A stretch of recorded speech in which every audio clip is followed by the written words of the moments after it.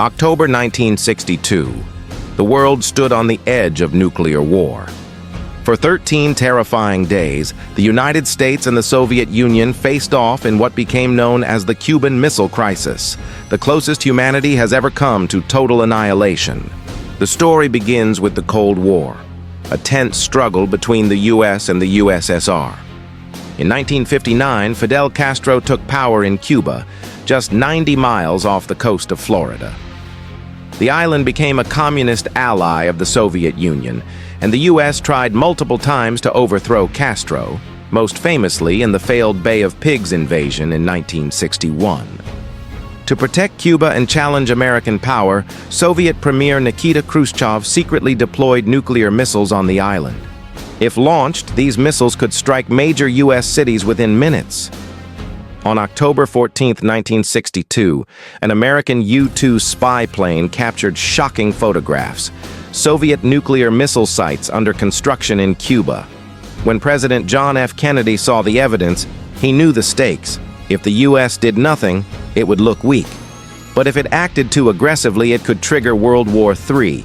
Kennedy and his advisors debated options: invade Cuba, bomb the missile sites, or blockade the island.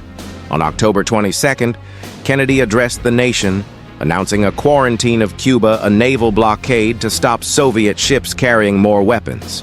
The world held its breath. Soviet ships steamed toward the blockade line. American forces went to DEFCON 2, the highest alert short of nuclear war. Across the globe, millions feared the end was near.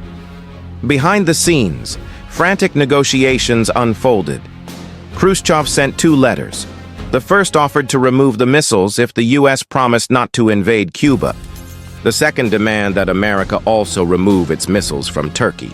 Tensions peaked when a U.S. spy plane was shot down over Cuba. Many urged Kennedy to retaliate, but he resisted, knowing one wrong move could unleash disaster.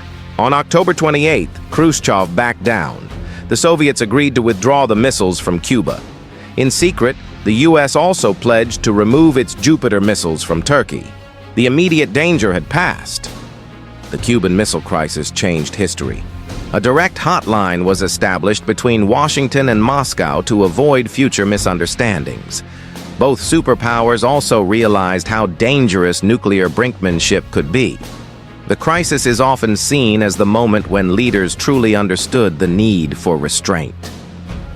In the end, diplomacy and cautious leadership saved the world from nuclear destruction.